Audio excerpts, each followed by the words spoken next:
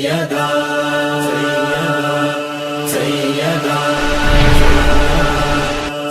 السلام علیکم ورحمۃ اللہ وبرکاتہ۔ خیر مقدم ہے آپ کا فدا نامے میں۔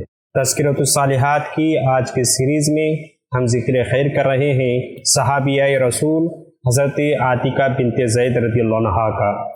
آپ قریش کے خاندان بنو عدی سے تھی۔ جلیل القدر صحابی حضرت سعید بن زید ان کے حقیقی بھائی تھے۔ حضرت عمر بن خطاب رضی اللہ عنہ بھی ان کے چچا زاد بھائی تھے۔ مشہور صحابیہ حضرت فاطمہ بنت خطاب ان کی چچا زاد بہن بھی تھی اور باہوچ بھی۔ حضرت فاطمہ بنت خطاب کے حوالے سے ہم نے ویڈیو پہلے بنا چکے ہیں، اگر آپ نے اس کو نہیں دیکھا تو ضرور دیکھ لیں۔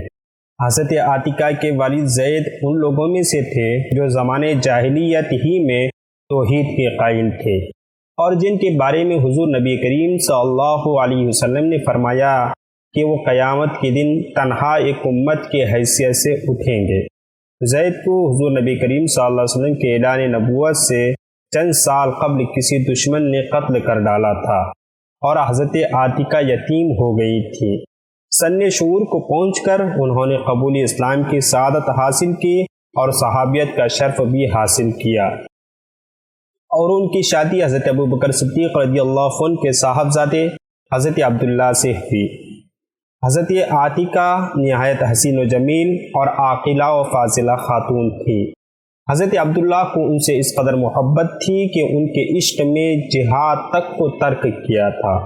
وہ بھی شوہر پر جان چھڑکتی تھی اور ہمیشہ ان کے آرام کو اپنے آرام پر ترجیح دیتی تھی۔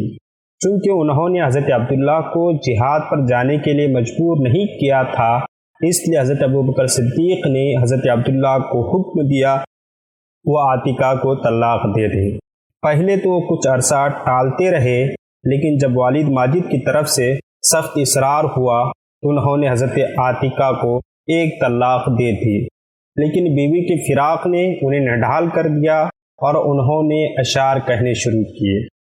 انہوں نے کئی اشعار کہے جس کا اردو ترجمہ کچھ یوں ہے: اے عاتکہ، جب تک سورج چمکتا رہے گا اور قمری بولتی رہے گی میں تجھے نہ بھولوں گا۔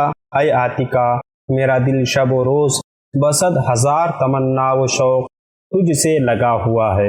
مجھ جیسے آدمی نے اس جیسی خاتون کو کبھی طلاق نہ دی ہوگی، اور نہ اس جیسی خاتون کو بغیر گناہ طلاق دی جاتی ہے۔ حضرت ابوبکر صدیق بڑے نرم دل تھے۔ ان کے کانوں تک یہ اشعار پہنچے تو انہوں نے حضرت عبداللہ کو رجعت کرنے کی اجازت دے دی۔ اس کے بعد وہ ہر غزوے میں شریک ہونے لگے۔ طائف کے محاصرے میں ایک دن وہ دشمن کی طرف سے آنے والے ایک تیر سے سخت زخمی ہو گئے۔ اگرچہ زخم اس وقت مندمل ہو گیا، لیکن تیر کا زہر اندر ہی اندر کام کرتا رہا۔ سرکار دو عالم صلی اللہ تعالی علیہ وسلم کے وصال کے کچھ عرصے بعد شوال 11 ہجری میں یہ زخم پھر ابھر کر آ گیا، اور اسی کے صدمے سے حضرت عبداللہ بن ابو بکر نے وفات پائی۔ حضرت عاتکہ کو ان کی وفات سے سخت صدمہ پہنچا۔ مرحوم خاوند کی طرح وہ بھی شعر و شاعری میں درک رکھتی تھی۔ اس موقع پر انہوں نے ایک پردرد مرثیہ کہا جس کے اشعار کا کچھ مفہوم یوں ہے: قسم کھا کر کہتی ہوں تیرے غم میں میری آنکھ روئے گی اور میرا جسم غبار آلود رہے گا۔ زہے قسمت اس آنکھ کی جس نے تجھ جیسا جنگجو اور ثابت قدم جوان دیکھا۔